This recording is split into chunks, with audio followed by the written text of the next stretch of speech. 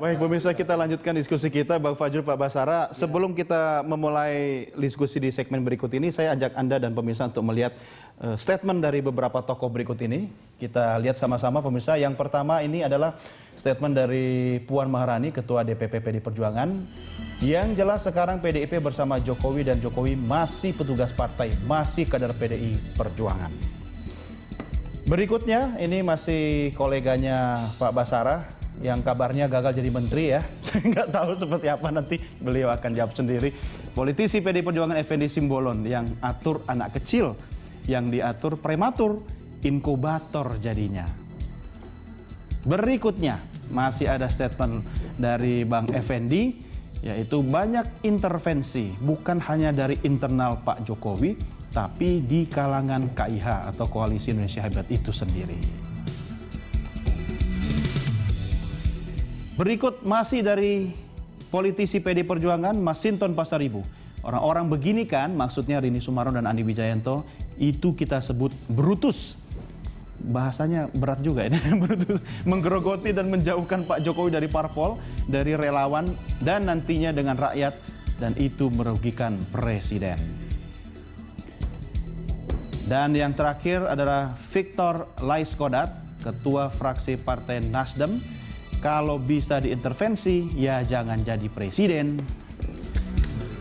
Ya, bapak-bapak sekalian, ini adalah statement pendapat pribadi. Siapapun boleh berpendapat, termasuk sejawat Pak Basara, ya. Bang Effendi Simbolon. Ya. Komentar Anda?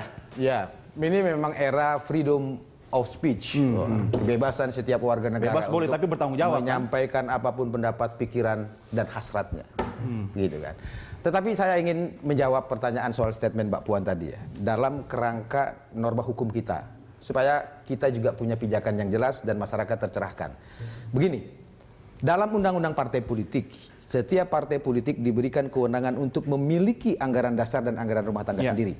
Termasuk menentukan program-program perjuangannya. Termasuk menentukan term-term apa yang dipakai.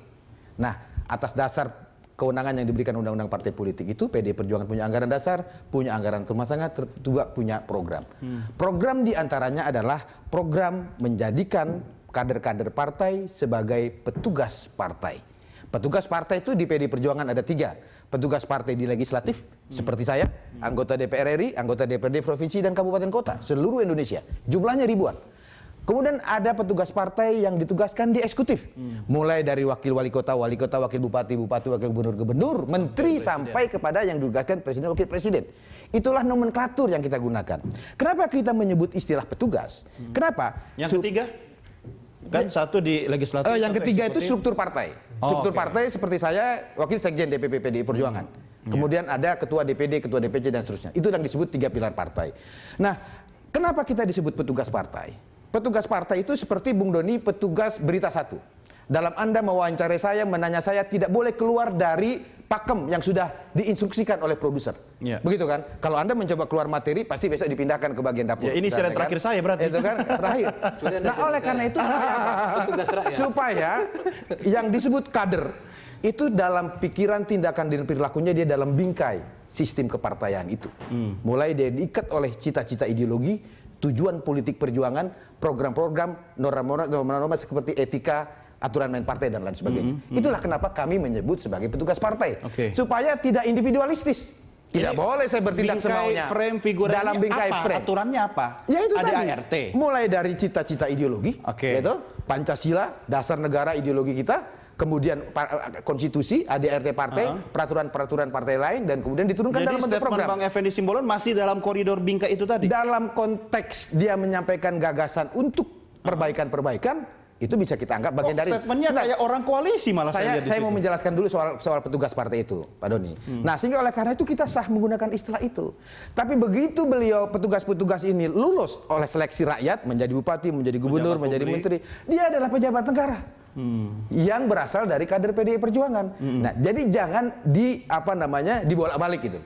terminologi masih petugas partai. itu betul. Lah Pak Jokowi kan belum menyerahkan kartu tanda anggotanya. Boleh nggak Mbak Puan menyerahkan belum kartu menyerahkan tanda anggota. Saya tidak menyerahkan tanda anggota saya. Selama saya masih resmi menjadi anggota PDI Perjuangan, maka saya dalam kapasitas sebagai anggota DPR dari fraksi PDI Perjuangan, saya disebut petugas partai di legislatif. Emang boleh Pak Jokowi balikin kartu tanda anggota Nah, PDIP? konteksnya ini berbeda, ya. Sehingga oleh karena itu dalam kaitan Pak Jokowi sebagai presiden, dalam statement Mbak Puan itu tadi, yang saya tanya ketika Mbak Puan memberikan penjelasan, pertanyaannya soal partai. Mbak Puan menjawab tidak dalam konteks Sebagai kenegaraan, tapi dalam konteks partai. Ya betul, Pak Jokowi masih petugas partai, sama juga seperti saya katanya. Mbak Puan maksudnya kan? Iya. Sehingga oleh karena itu marilah kita hargai kewenangan-kewenangan setiap partai politik untuk membuat aturan main, program dan sebagainya, karena dijamin oleh undang-undang. Nah, di sisi lain, Bung Doni, saya ingin menyampaikan sebuah harapan kepada kita semua untuk juga secara objektif melihat pola hubungan presiden dengan partai-partai pengusungnya ini. Karena bagi PDI Perjuangan sendiri sebetulnya ongkosnya juga tidak murah, Pak Fajrul. Ya. Partai politik pemenang pemilu mandat suara rakyat hampir 20%. Tidak memiliki pimpinan DPR, pimpinan MPR. Ya, ini baru terjadi di negara demokrasi yang namanya Indonesia. Dan tidak memiliki orang-orang di istana lagi ya. Dan tidak memiliki itu Ini katanya menguasai istana. Karena beliau yang menguasai istana. Makan sekarang, bakso aja bisa menguasai istana loh. Itulah. Saya sampai takjub begitu ya seorang Fajrul Dalam Rahman. masa PDI Perjuangan sebagai dalam tanda kutip oposisi, kita tidak menyebut oposisi dalam terminologi demokrasi liberal, tapi memudahkan saja. Pada saat kita oposisi 10 tahun saja, kita masih punya Pramono Anung Wibowo sebagai wakil ketua DPR. Kita punya ketua almarhum Dr. Taufik Kemas sebagai ketua MPR. Kita oposisi. Kenapa sekarang malah yang menang Begitu tidak ya? kita menang pemilu, ya toh, karena kita harus membayar ongkos politik dari apa yang disebut oleh Pak Jokowi sebagai paradigma baru, yaitu kerjasama politik tanpa syarat, yang tidak memudahkan semua partai politik untuk bergabung. Maka kemudian ketika Pilpres ini dianggap oleh sebagian teman-teman fraksi yang lain belum selesai, maka pertarungan Pilpres itu dilanjutkan ke DPR MPR. Maka kemudian jadilah PDI Perjuangan harus membayar tunai sikapnya mendukung Pak Jokowi dan Pak JK sebagai presiden dan wakil presiden dengan tidak menjadi ketua DPR dan ketua MPR. Sudah ada ongkos yang harus kita bayar. Tapi kalau bahasanya sudah ongkos politik, Bang Fajrul, ya kan, sepertinya ada modal yang harus kemudian dikembalikan gitu kan oleh. Tidak, Bung Doni. Sebentar, kasihlah kesempatan dulu. Soal terminologi ya, dalam pengertian ongkos politik itu bersifat kualitatif. Betul. Toh faktanya, sekali lagi faktanya, hari ini PDI Perjuangan partai pemenang pemilu tidak punya ketua DPR, tidak punya unsur di Jadi pimpinan karena DPR. tidak menguasai DPR, rame-rame borong di kabinet. Bagaimana Di komentar Bang kabinet Fajrul? kita hanya 4, begitu kan? Di kabinet kita hanya 4, sama dengan PKB yang suaranya apa namanya? Pak Basara, sebentar lagi Bang Fajrul interupsi loh ini. Ya gimana? Iya, malah saya dan teman-teman saya yang dituduh menguasai istana sekarang ya. Mungkin itulah mudahnya menjadi petugas rakyat dan petugas konstitusi. Karena kami ini kan berpikirnya hanya berdasarkan Undang-Undang Nomor 12 tahun 2011. Ada urutannya, yaitu ada Undang-Undang Dasar 45 Konstitusi, ada TAP MPR, kemudian di bawahnya ada apa undang-undang atau perpu begitu ya. Jadi kami ngikutin itu aja. Sebagai warga negara kan kami harus patuh pada titik itu. Untungnya jadi warga negara yang tapi bebas. warga negara yang baik juga harus mengingatkan Dan presidennya. lebih ingat lagi, saya tentu purnah relawan kan. Artinya saya sudah purnah? Purnah. Saya pernah mendukung Pak Jokowi, sekarang saya purnah relawan sejak tanggal 20 Oktober. Tapi kalau dalam kasus BG saya mengingatkan, saya pernah jadi relawan dalam buah jari lo gitu kan kayak gitu. Bukan cuma Anda, banyak teman-teman lain sekali. yang purnah relawan. Betul, termasuk beliau juga, tapi beliau dari partai. Saya kan yang non partai. Jadi intinya sebenarnya adalah kami ingin menekankan, cobalah ucapan-ucapan yang bahkan tadi menyebut nama orang dengan sifat tertentu yang buruk begitu ya. Menurut saya mestinya ditahan.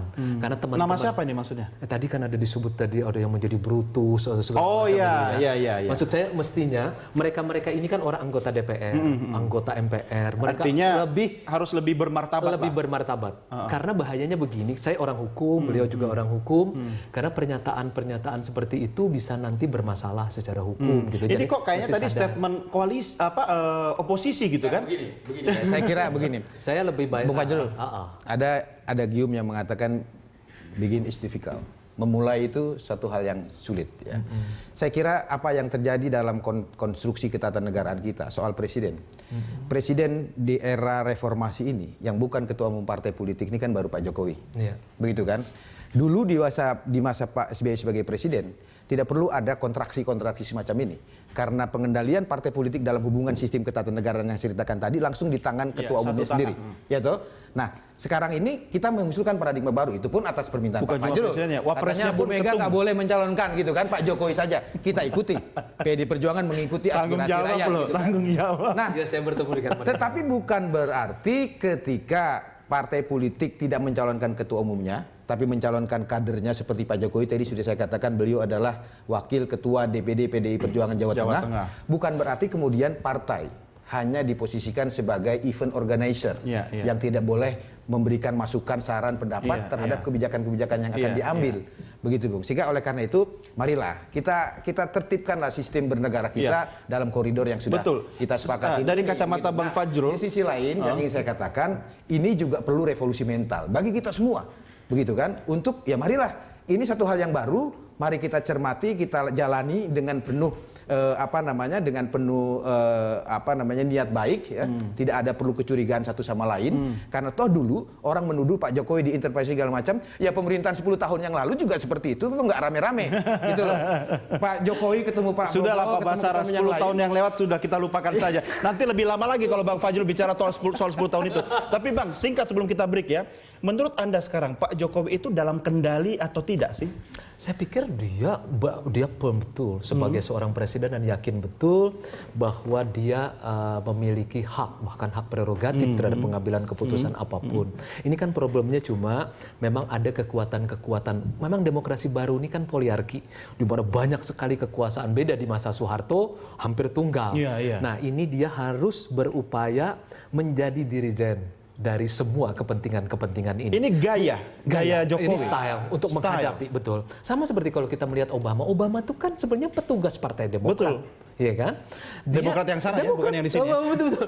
Partai Demokrat di Amerika dia petugas. Tetapi memang mungkin kedewasaan politik membuat mereka tidak mengalami gonjang-ganjing seperti ini. Iya, kan Anda seperti memperhalus kata inkubator tadi juga. Anda setuju nggak soal itu, kata Bang Effendi? Saya malah nggak paham apa yang dia ucapkan. Iya, memang kadang-kadang apa yang diucapkan Effendi Gojek kadang-kadang membuat saya tidak paham. Termasuk menuduh kelompok saya menguasai istana dan menguasai KPK. Saya bilang, ya ini apa ya? Gitu. Nah, maksud saya ini yang membuat memanaskan situasi, tetapi tidak menundukkan pada titik yang sebenarnya. Demokrasi kan sederhana sebenarnya, ada persuasi, ada dialog, dan kemudian ada orang bilang konsensus atau win-win solution. Pada akhirnya begitu, you win some, you lose some, kan seperti itu. Makanya ketika saya misalnya mendukung Pak Jokowi, saya tahu di balik mereka ini ada partai. Partai PDIP. Anda juga sudah tahu akan seperti ini kira-kira? Enggak, saya bilang, saya memahami bahwa ada kekuatan-kekuatan politik. Saya terus terang bertemu dengan beliau sebelum Pak Jokowi jadi calon presiden, bertemu dengan Mbak Puan, berusaha mempersuasi, berdialog, dan ternyata mereka dengan besar hati legowo mengatakan, ini kader terbaik kami. Jadi Pak Jokowi menjadi haluan, Ibu Mega menjadi buritan. Oke, kita lanjutkan di segmen berikutnya. Kita break dulu. Pemirsa, kami segera kembali sesaat lagi.